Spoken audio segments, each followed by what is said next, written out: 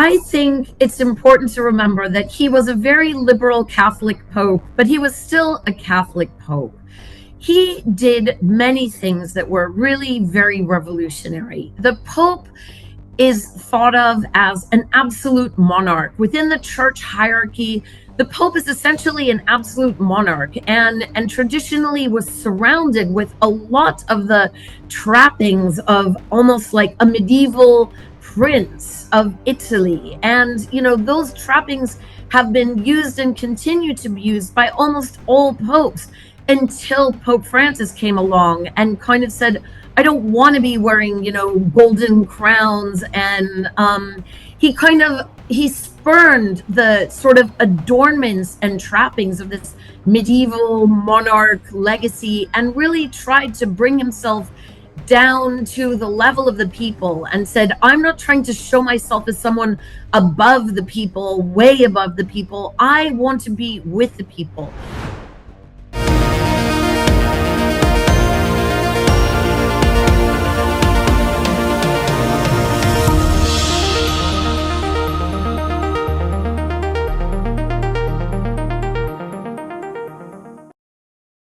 Hello and welcome to a special interview for The Wire. Although he was seriously ill and almost died, Pope Francis's death yesterday morning was still a nasty surprise and shock. Just as earlier he seemed to be recovering, he drove around St. Peter's Square in the Pope Mobile, and yet hours later he was dead after suffering a stroke and a heart attack. Today we assess his pontificate, the way he changed the views of the Holy See, and how he is likely to be remembered. We also asked, is there any speculation about who could be his successor? Joining me from Rome is the Financial Times Rome Correspondent and a former South Asia Chief of Bureau, Amy Kazmin. Amy Kazmin, hours before he died, the Pope was seen in the Pope Mobile and also on the balcony at St. Peter's. So although he had been seriously ill and close to death, how much of a surprise and shock was his death yesterday morning? It was really quite a shock. I have to say, when I got the news, I was shaking like a leaf. The Pope had been hospitalized for many weeks from mid-February until late March. And at that point, he had come perilously close to death. We were receiving the daily medical bulletins, and there were occasions when, it seemed that he had been on the brink. He required a lot of respiratory support. He was receiving ventilation. But then, and we had kind of been expecting that he could go any minute. And we were all sort of on high alert for many weeks. Then it seemed that he made this miraculous recovery. He went home. He seemed to be convalescing. The doctors talked about a 2-month recuperation period, and he began to be seen around and about Rome. He was popping downstairs from his guest house in the Vatican into St. Peter's Basilica, being driven around pushed around in his wheelchair.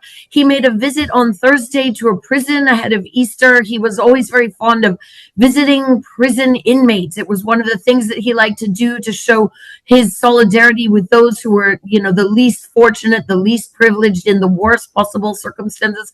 And then indeed on Easter, he had appeared on the balcony. He had greeted crowds, but it was clear first of all, his greeting from the balcony on Easter, he sounded incredibly frail. He could barely manage a few words. He basically said, brothers and sisters, I wish you happy Easter. And that was all he could say. And it was clear from the pictures that he was in very poor health. His illness had been very serious, and he's an 88-year-old man. And with something like that, anyone could go at any time. But it was in a way miraculous that he did recover from this very severe infection, double lung infection. As a young man, he'd had part of his lungs removed in Argentina when he was 21. So he had chronic respiratory issues. And I think that in a way it was miraculous that he was able to leave the hospital, come back home to the Vatican, spend a few weeks in the places he loved, conscious with his followers, doing things that meant a lot to him personally. And then, all of a sudden, essentially, off he went. So, but it was very shocking indeed. You know, in many ways, he was a unique pope. He was the first Jesuit, the first Latin American, and in his younger days, he actually worked as a bouncer. In Argentina, they used to call him the Bishop of the Slums. Consequently, there was a lot of hope and expectation when he became pope in 2013. Looking back on his papacy, did he live up to that hope and expectation? Look, I think it's important to remember that he was a very liberal Catholic pope, but he was still a Catholic pope. He did many things that were really very revolutionary. The pope is thought of as an absolute monarch. Within the church hierarchy, the Pope is essentially an absolute monarch and traditionally was surrounded with a lot of the trappings of almost like a medieval prince of Italy. And, you know, those trappings have been used and continue to be used by almost all popes until Pope Francis came along and kind of said, I don't want to be wearing, you know, golden crowns. And he spurned the sort of adornments and trappings of this medieval monarch legacy and really tried to bring himself down to the level of the people and said, I'm not trying to show myself as someone above the people, way above the people. I want to be with the people. He brought a lot of humility. He refused to move into the very elaborate, you know, papal apartment, 10 rooms, elaborately adorned, lots of gold. He continued to live in a very simple 2-room apartment in a guest house. He was rarely seen in all the huge, kind of costume trappings of the traditional papacy. He went and met all kinds of people from all kinds of backgrounds. In terms of his theology, let's come to his theology in a moment's time. Let's go through it one by one because I think the detail you're giving is fascinating for an Indian audience. In the style of St. Francis of Assisi, whose name he took as his own papal name, as you said, he lived very modestly. He would often get his guards to have breakfast with him. He would often dine in the Vatican workers' canteen. How much credit did he get from the Vatican for this modesty? Or was there a certain hidden opposition to what he was doing?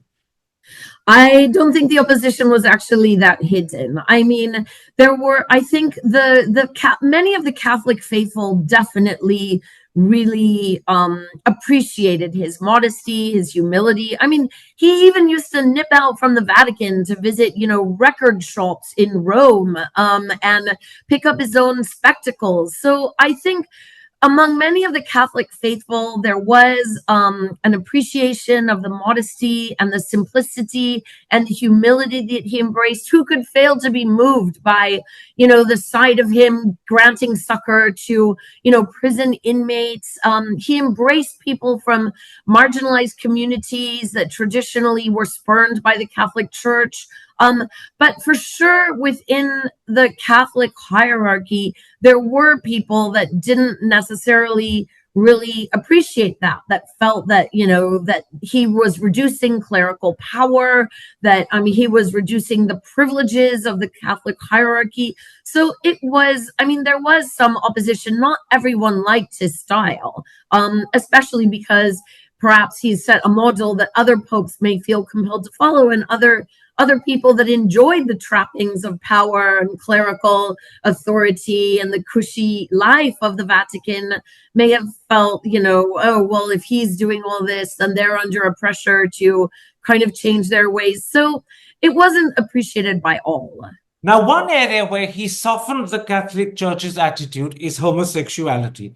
But I gather there's a lot of internal opposition from within the church's conservatives. How much headway did he make, and how much did he have to back off?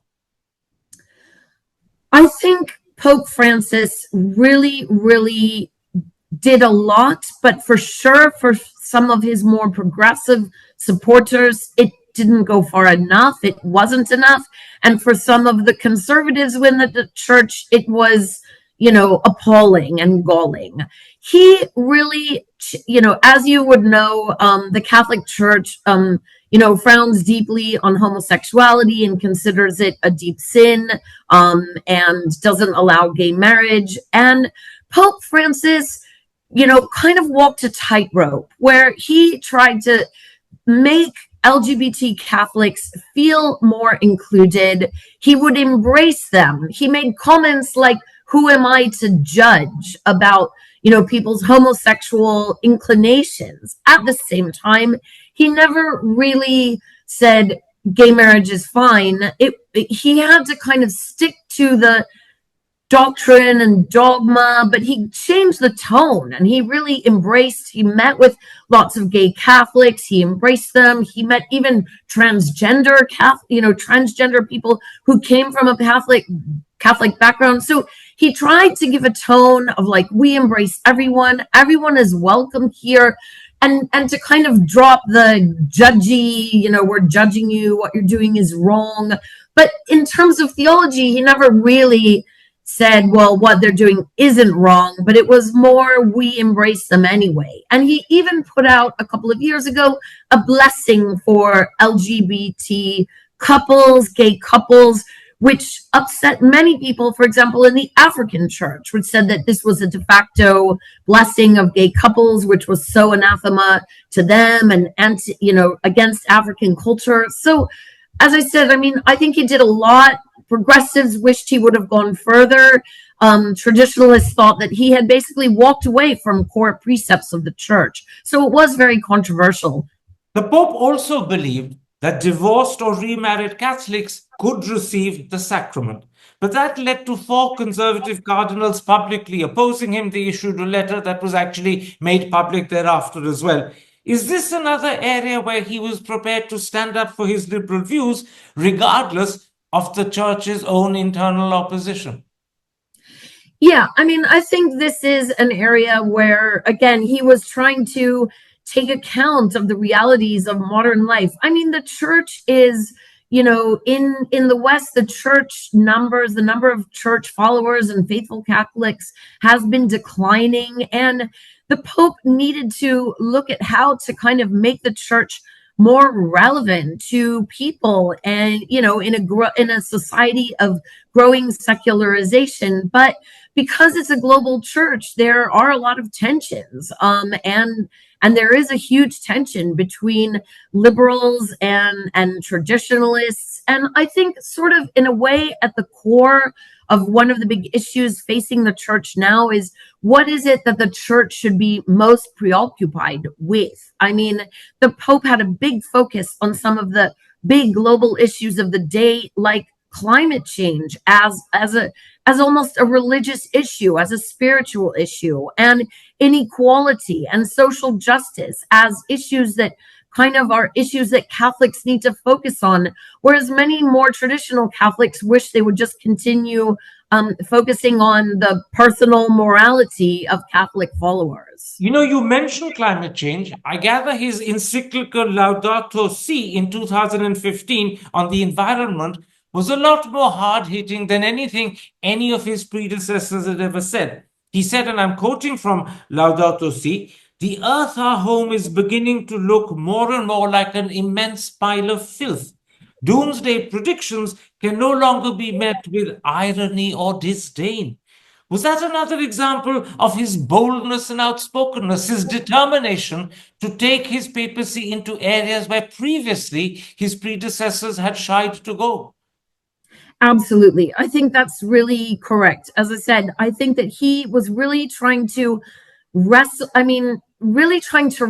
with some of the profound challenges facing humanity, humanity as a whole, Catholics around the world. He was very much a pope of the poor, and his concern, as I guess original Jesus, was always with the poor and the downtrodden. And it was his view that the poorest people in the margins, as what they called the periphery of the church. The church is a very Italian organization, which you realize when you're here. And every pope, and except the last 3, have been Italian. So, Europe has traditionally been the heartland of the church, but The global church is expanding into areas, Asia, Africa, Latin America, and it's the poor in the kind of what they call the peripheries of the church that are feeling the greatest impact from climate change, from the destruction of the planet, who are the most vulnerable. So he definitely saw this as an issue that was worthy of him taking up.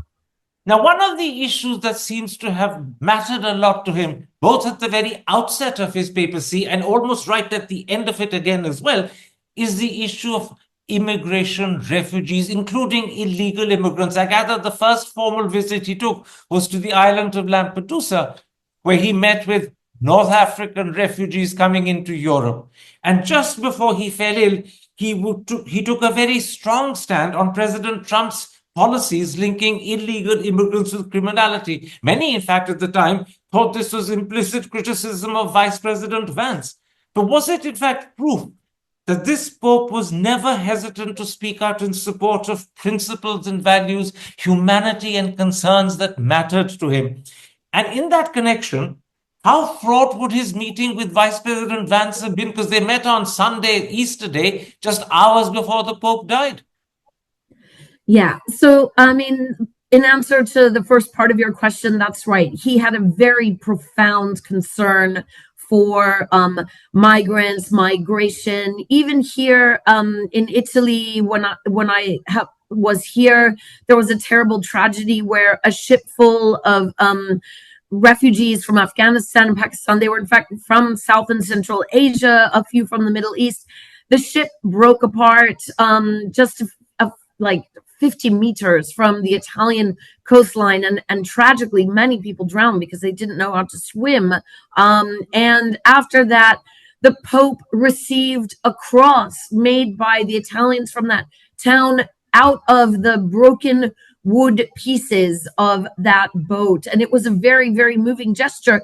And it was a kind of an implicit criticism also of Italy's Prime Minister Giorgia Meloni, who's been very, very tough on migration. And as you say, just before he was hospitalized in mid-February, there was this very harsh criticism, fairly explicit, in fact, of the Trump administration's harsh language demonizing migrants. But in terms of the meeting with Vance, the reality is actually that meeting was very, very brief.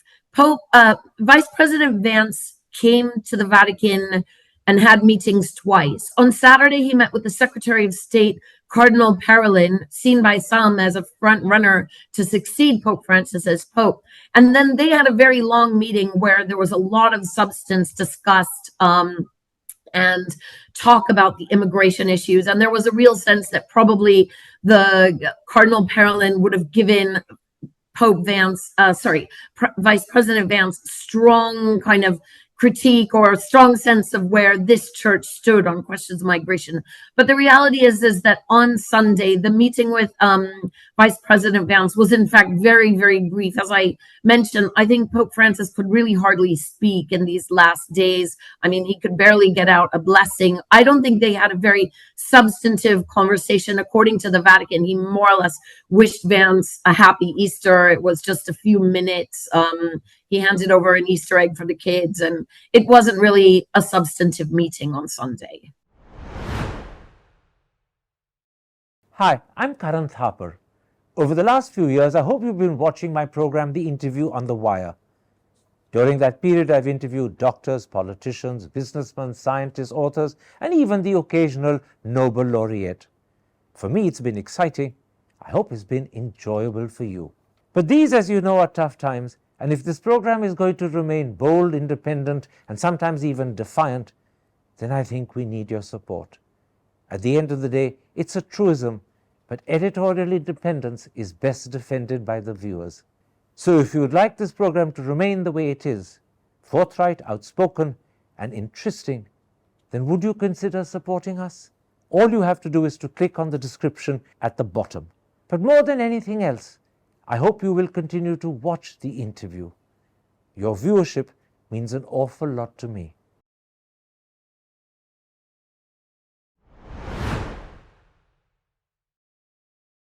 Now, before I end, let me discuss with you briefly areas where Pope Francis perhaps disappointed people. There were areas like contraception, transgender recognition, same-sex marriage, abortion, where the Pope was very conservative. Did that disappoint his admirers? Did they feel let down? I mean, again, his admirers span so many different interest groups, and it's very difficult to please all of the people all the time. But there is no doubt that on the abortion issue, he was very, very conservative. He didn't move at all from the very strong condemnation, the traditional Catholic position on that. He did talk about women having a greater role in the church, and he has appointed women, senior nuns to kind of senior roles within the Vatican administration. But for him, women in the clergy continued to be a red line. So I think there would be some Catholic women that would feel disappointed and let down by that. He went further than some in the past, but not far enough. So yes, I think, again, there would be people that would have felt disappointed that he didn't go further. One area where people feel the Pope did, in a sense, let down the church was child sex abuse. I know he apologized in public, but do you accept the view that he didn't do enough thereafter? I mean, there's definitely people. The church, the issue of child sex abuse is clearly, a very, very difficult one for the church because it appears to have been rampant and all over the world. I think the Pope did do a lot of apologizing for abuse. I know that in some occasions he met with child sex abuse survivors. I was listening, in fact, to an account of somebody who'd been sexually abused by clergy as a boy in Latin America, and he had been called to the Vatican. He'd had meetings with the Pope. So I think the Pope did a lot symbolically to try to apologize and show that this was something that they didn't tolerate and that he felt bad about it, which was, again, a break from the past where there was a tendency to kind of cover it all up and pretend it didn't happen, and a lack of acknowledgement. And in fact, that was seen as one of the reasons why his predecessor, Pope Benedict, had resigned. But I do feel that there are certainly many, many Catholics and survivors of child sex abuse by clergy who would feel that he didn't necessarily do enough to really put in structures and systems and ensure accountability, the kind of thing that we would maybe want to see from a secular organization. I mean, I think that didn't happen, and there were many people that were disappointed and felt that maybe people were not abusers weren't held to account enough. I can think of several cases where women who have been abused, nuns who have been abused, continue to be very outspoken about the lack of action by the church. So yes, I mean, there has been disappointment on this front. We're coming to the end of this interview, Amy Kazmin, but let me put two more issues to you. How different is the Catholic Church he leaves behind compared to the one he inherited from Pope Benedict 12 years ago? I mean, I think definitely the church over the last 12 years has been a radically different church than it was under Pope Benedict. They had radically different styles, radically different priorities. An interesting thing that has absolutely changed is the incredible geographic diversity of the church leadership at the highest levels. When the church has traditionally been at the highest levels a very European dominated organization, Pope Francis appointed a lot of cardinals from all over the world. So when the cardinal electors go into the conclave to choose the next pope, only 40% of the electors, or just over 40%, are actually cardinals from Europe. He appointed many cardinals from Africa. He appointed cardinals from Asia. So he really changed the kind of complexion of the church leadership at the highest levels. And in all the other ways that we've talked about, he really did change the church. I think the question now is, how much of the kind of tone of the church that he adopted will remain under the next papacy, or will there be a strong swing back to a more traditional approach? You know, the character of the College of Cardinals that you referred to a moment ago is actually fascinating because it's changed very considerably under him. Of the 135 cardinals who are eligible to vote at the conclave when it meets, I gather in 2 or 3 weeks' time, 108 of that 135 were appointed by him. As you pointed out, only 53 are European, whilst 82 are Asian, African, Latin American, North American, and from Oceania. Does that suggest to you, that composition, that the likelihood that the next pope could be non-European is fairly high? Yeah, that's an interesting question. I just don't know. I mean, yeah, I suppose non-European, it could well be a non-European. I think trying to predict the outcome of a conclave is a mug's game. They're notoriously unpredictable. Anyone who saw the fabulous movie Conclave will realize that, you know, the unlikeliest person could suddenly emerge.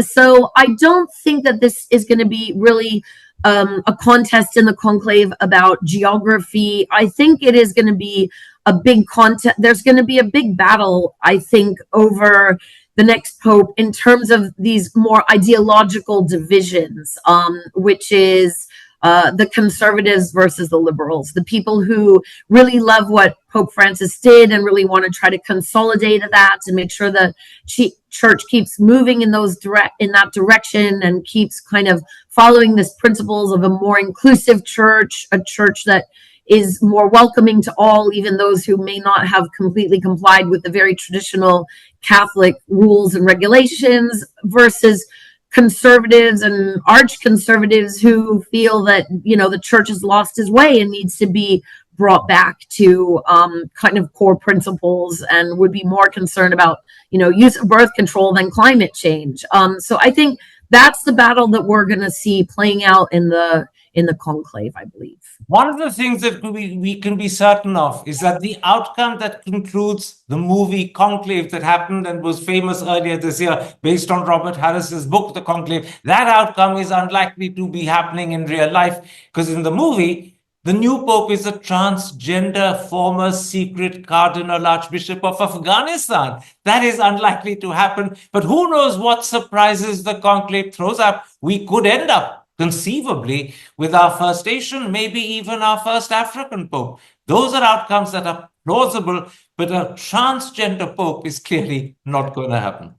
Yeah, I mean, I wasn't like trying to suggest like a literal sense that the next pope will be a transgender, but I think the point that I'm trying to say is it could be quite a surprise. I mean, with the conclave, there's no formal candidates, and anyone can be elected, and it's often a dark horse. And there's a very famous saying here in Italy, which I've been hearing repeatedly over the last 24 hours, which is, he who enters the conclave a pope comes out a cardinal. So, I mean, there are people that are thought to be front runners, including Cardinal Parolin, who's currently essentially the Secretary of State, the #2 Pope Francis' right-hand man. But the mere fact that he is the front runner and everyone thinks he's the most likely person to emerge as the new pope, as a kind of a consensus candidate, could in fact be his undoing. So I think the conclave is always something whose outcomes can really be full of surprises.